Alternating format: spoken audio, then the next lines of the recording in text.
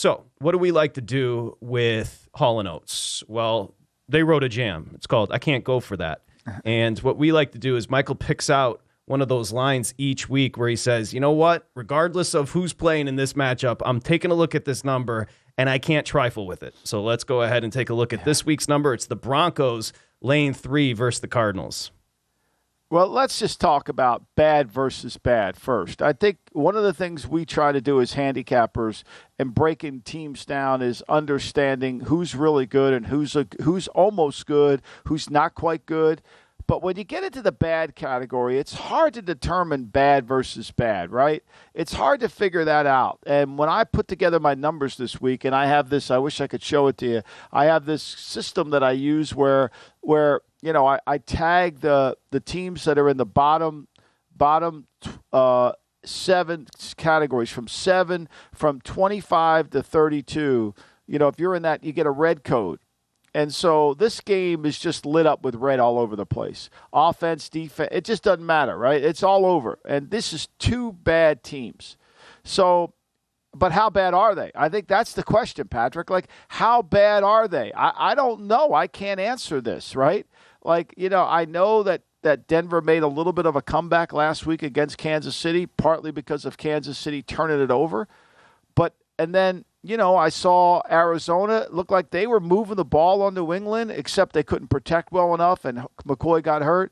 So when you get bad versus bad, and I can't quantify it, and the line is kind of like moving to Denver because they're playing at home, that made this a Hall & Oates play for me.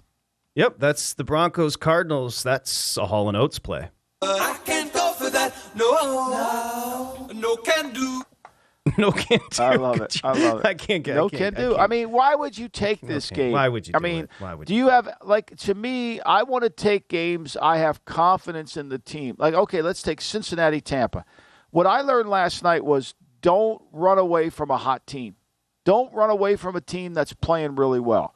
Like, my game codes on San Francisco were unbelievable this week. 16 of the 19 categories that determine winning, San Francisco was in the top 12. They were light ahead. They were light years ahead of Seattle in that category. Yet the line was moving to Seattle, and I was in favor of Seattle only because I felt like, okay, they're playing at home. This is one of those custard last stand games. You better be careful here. All right, they dominated. But like when I look at this game, again, let's go back to Arizona. Let's go back to Arizona, Denver. My power rank, they're both the same. They both have the same power number. And they're both bad in the game codes. Right. Like, I don't have it. And I don't care if Wilson plays or not. Like, it doesn't really matter. Wilson's a bottom 5 quarterback. It doesn't matter. And if he's got a concussion, is he going to run around? So I don't know. Whereas, like, San Francisco was significantly different from Seattle. I'll give you another one. Cincinnati, significantly different in game codes than the Bucs. Now, you got to worry about the Bucs. Can Brady turn it on? Can they get something going? Can Brady make a play? Can their offense get going? Okay, you're given 3.5, which makes you worry. Maybe it's a field goal game and you lose. Cincinnati can still win the game. So, it might be something to stay away from. But to me, I just don't think you run away from teams that are playing good. I think you avoid teams that are playing inconsistently. And I'll give you one. Jacksonville. Okay? Jacksonville. Everybody's on Jacksonville this week, okay? Everybody loves Jacksonville. 57% of the tickets, they got 88% of the money.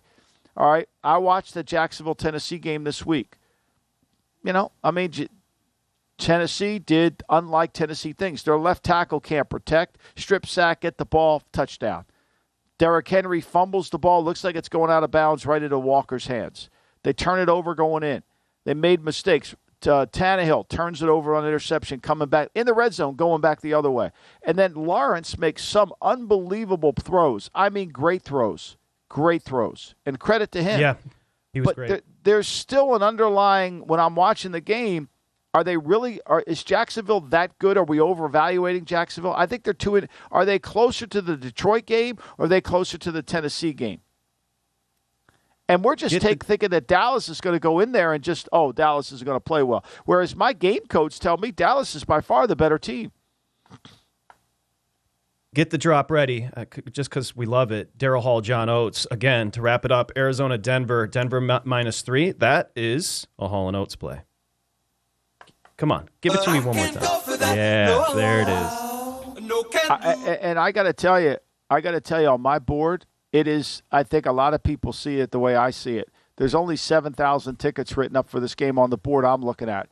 And that pales in comparison. I mean, there's 6,500 on the Monday night game. By the way, your line of the week. I don't think anybody can figure that out. Yeah. How about your line of the week? Now, again, we stay away from the Panthers and Raiders, conflict of interest, his son. So everybody understands Matt and Mick. But we break them down. But we break them down. And you said it well in the article where you said Mike Tomlin as a road dog of 3 or more after a home loss is a tempting play here. Everybody, it's scary. Now, I think it's going to be Mason Rudolph, no doubt. I mean, Mike Tomlin, look, it's funny. I am very critical of Mitchell Trubisky. I've been on Trubisky going back to when everybody was voting for him for MVP, and I wasn't a fan.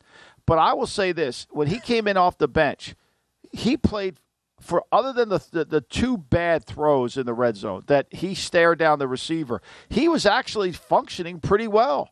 They were moving the ball. They were running it. They had the thing going. And then, of course, he turns it over in the red zone. And I think Tomlin just has gotten to the point where, look, for all the good sometimes he does, there's too many bad.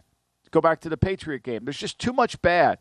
I think he goes to Mason Rudolph, who hasn't played since they played Detroit in that tie game in Pittsburgh. Remember that? When it was still called Heinz Field.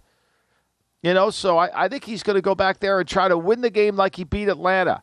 He beats Atlanta, 16-14, or it was a 2-point game. He goes in there, he runs the ball, he controls the ball. He's able to kind of function and doesn't turn the ball over. Atlanta ran the ball on him, but still couldn't make enough plays. Go to VSiN.com/subscribe to become a VSiN Pro subscriber today.